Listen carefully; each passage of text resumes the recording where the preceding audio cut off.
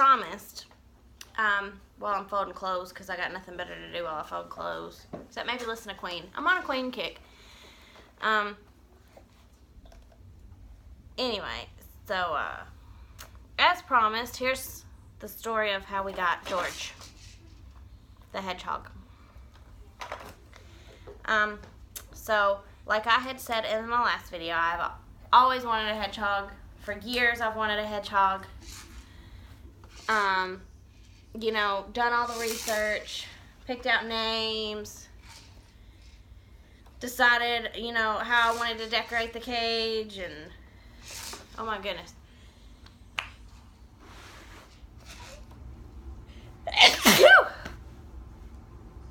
I'll get to this in a minute because this is part of it, okay?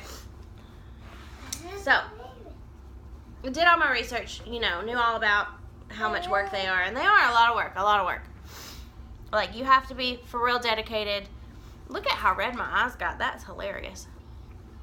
But you have to be real dedicated to take care of a hedgehog, because they are an exotic pet. So that means some things that they need are different from like what your dog or something would need. Like a dog, you can just get a dog. I'm flashing you guys my son's underwear. Sorry about that. But a dog, you can, like, you know, get a dog and walk it every now and then, feed it, and you're done. You know, dogs are easy. But like a hedgehog, they have to be socialized. So you have to hold them so many times a day, or for so long a day. It's like, I think it's like 30 minutes a day. They have to be held, or they desocialize.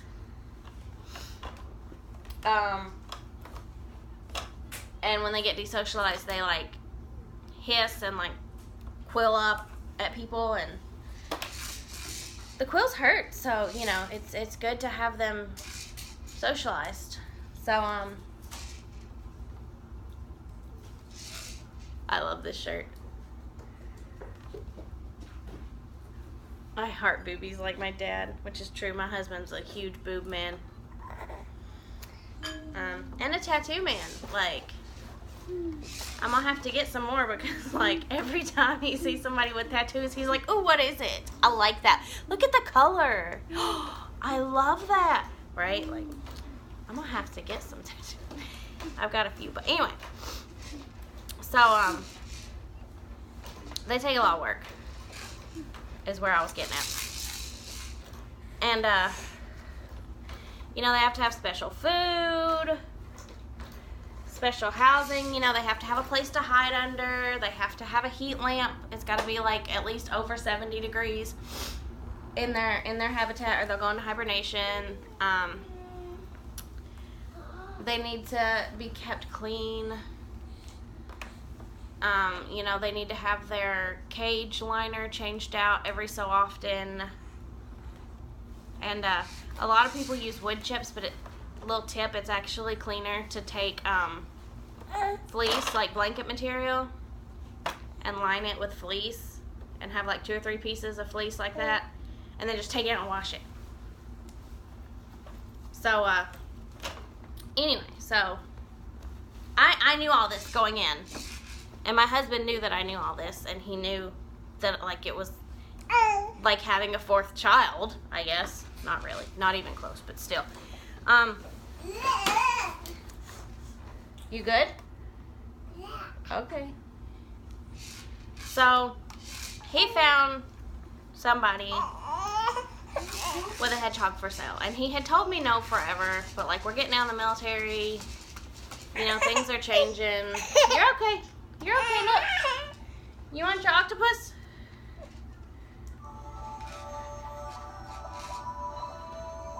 So things are changing, you know, he thinks we're good to have a hedgehog. Like, it'll be alright if we have a hedgehog. So, he finds this woman, and she lives in San Antonio. We're in Fort Hood, so we're like an hour north of Austin, and she lives in San Antonio. So it was a little bit of a drive to pick it up, but he thought, you know, it's an excuse to go to San Antonio. We love San Antonio. Like, if we didn't already sign a contract to move, like, out in the middle of nowhere, after we transition out, we would live in San Antonio. We love it. It's beautiful. If you haven't been, go to San Antonio.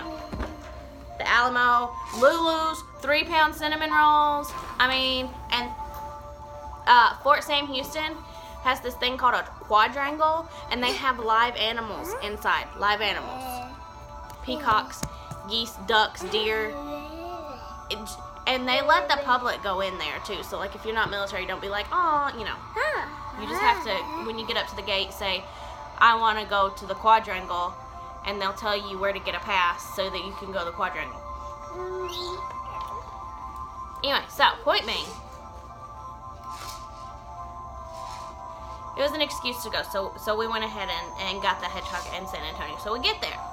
And if you are the lady that we bought this from, I apologize that you're hearing this from me. But, I mean, at least nobody knows who you are on here. So, I mean, I'm very sorry. But, like, maybe you need to know. Anyway, so, we pull up and, like, I'm from Alabama. I'm from backwoods Alabama, okay? And I grew up in a trailer. Like, trailer trash is not a word to me. Trailer trash is not a word to me. There is no... If you live in somewhere with a roof, it's okay. I don't judge. But I'm judging a little bit here because the outside was fine. Like they've got pets running around and it's pretty and it's this little, outskirt of San Antonio and it's so pretty, and we got inside and it stank. Bad. But of course, I was like, sometimes people go nose blind to smells in their own home. Benefit of the doubt here. Sometimes people are just nose blind and they don't smell it. So, I didn't say anything. We got the hedgehog. It come with a bunch of stuff. Like they excuse me. They gave us this huge 2-story cage. Toys for him to play with, food, litter, a little house thing, not a heat lamp, but a heater, and stuff like that. And like, I was like, okay, so we took it, we got everything loaded up. They helped us load it up, and they were real sweet people. And we headed out. Well, our car smelled really bad. And we were like, okay, well maybe there's like some fecal matter in the cage. Well then, like, I was smelling it every time I would move the hedgehog. So we realized that the blanket he was sent home with also smelled. I threw that away. I just wrapped him up in my shirt. I had 2 shirts on, so I had to replace my shirt anyway because he kind of pooped on me. So, like, we went to the PX and got a shirt. I put it on. I wrapped him in the shirt I had on. We did not take him in the PX. He's not even supposed to be on post. So, but, like, we were going to the quadrangle, so I just made him a little bed in my diaper bag and carried him around. Maybe I should not have made this video. Anyway, so, Owen, don't mess, no, I'm folding. I'm folding.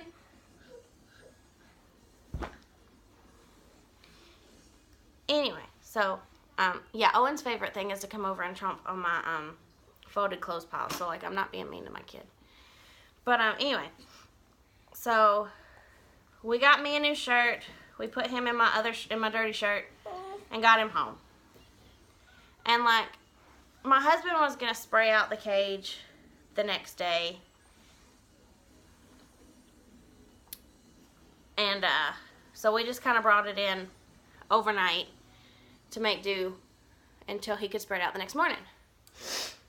That night, my husband and I had a date night. Like, we don't trust babysitters that often. And we also feel like, we don't want to put off on anybody, I guess. Why am I folding these? They're 14s. Anyway.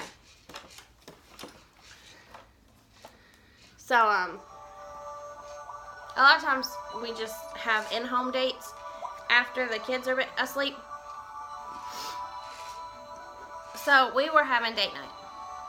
You know, we had ordered some Applebee's delivery through some app we have here in the city. And, you know, had a little bit to drink. And we see a roach on our couch behind my head. I thought I was going to drop everything that I had. So my husband kills it. He's like, that's it. First thing as soon as we wake up in the morning, it's all getting done. Everything is getting a wash, including the hedgehog. We bought the soap the very next morning and gave the hedgehog a bath. Okay, so my husband wakes up the next morning. He goes out to clean the cage. And guess what?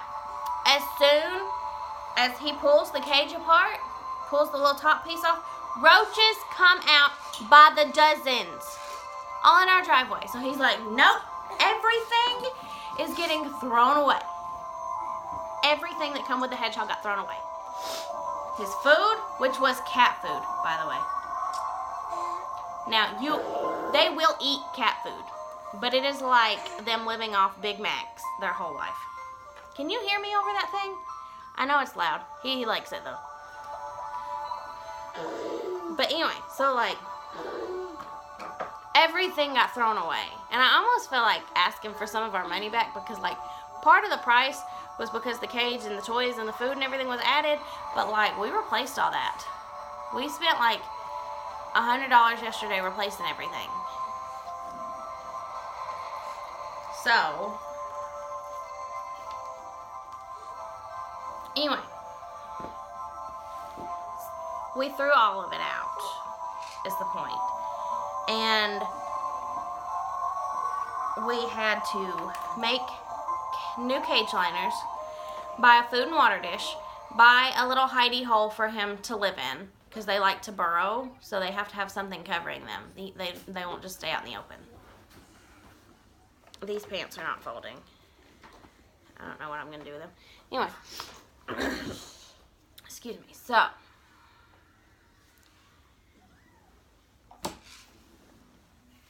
The point is, though, is that he's happy now. I think. He's eating. So I'm assuming that's happy.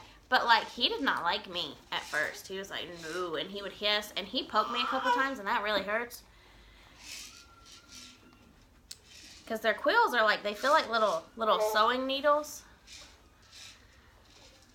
Like, and so when they spike up, they go from, like, laid back to, like, stuck up. And it hurts. Anyway, and I don't even remember where I was going with this because that was such a traumatic experience. But anyway, so I guess it's just a cautionary tale on buying, you know, secondhand pets, I guess. Because it's risky business, apparently. Who'd have thought that, you know, adopting a pet was going to be so risky to our health? And, like, they also had other animals, which is why this is happening, because there was dander in everything. Which is another reason why the hedgehog got washed. Because I'm allergic to, like, everything. And that's another reason why I wanted a hedgehog. Because, like, I can't be around cats. I can't be around long-haired dogs. I can't, you know, be around, like, ferrets and whatever. But hedgehogs are hypoallergenic because they're mostly quill. Like, it's skin and quill and then, like, this much fur underneath that, like, isn't even dandery, I guess is the word. And so, you know, perfect pet for somebody like me that's allergic to everything. But this is happening.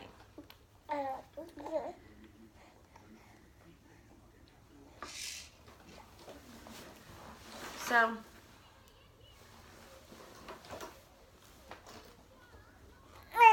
I don't was going with this. I really don't, you guys.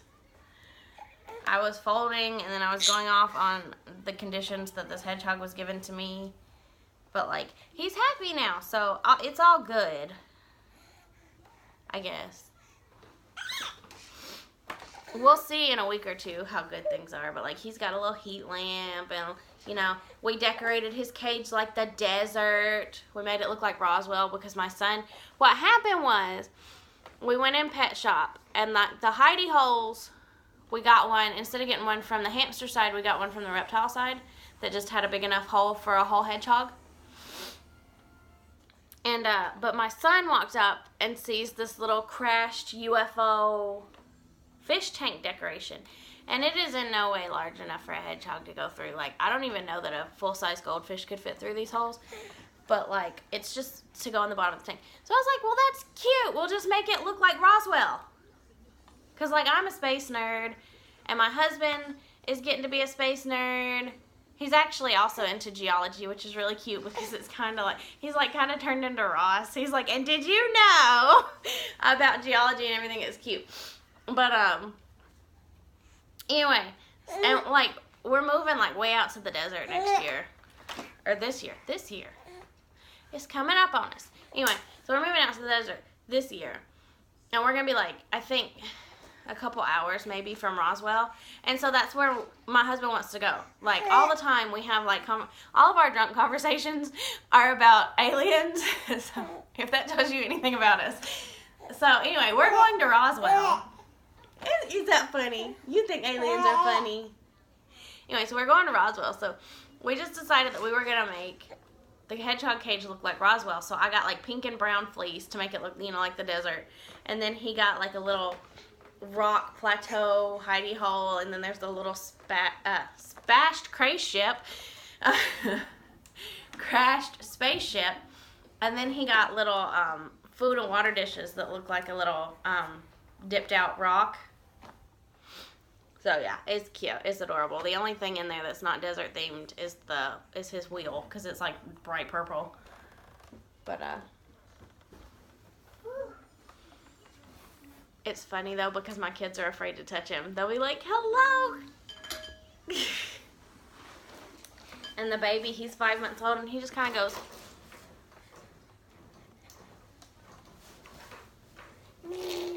What? He's doing it right now. He sees. Yeah. You don't know what to think about him, do you? I guess I could show him to you. Like, maybe he won't be. It's daytime, so he's sleeping because they're nocturnal, but, like, maybe he won't be too mad at me if I... Here's his cage.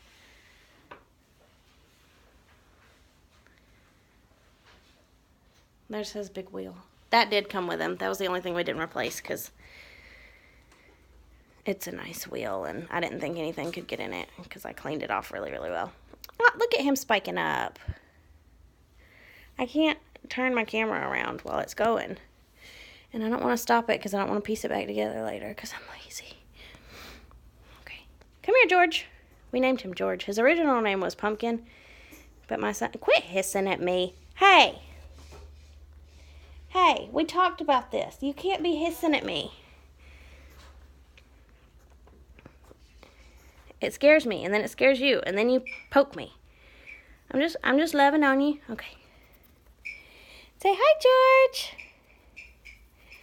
Say hi, George. Oh, where are you going? Say hi, George. Isn't he cute? Oh, he's like, let me go back to sleep, lady. I know, but you can't hold him. He's spiky. Yeah, ow. He pointed at it and said, that's an ow. My dogs, though, I think they think he's a puppy because they're like, you know, whatever.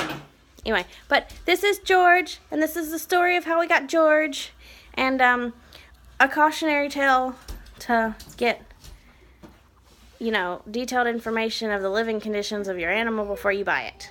The end.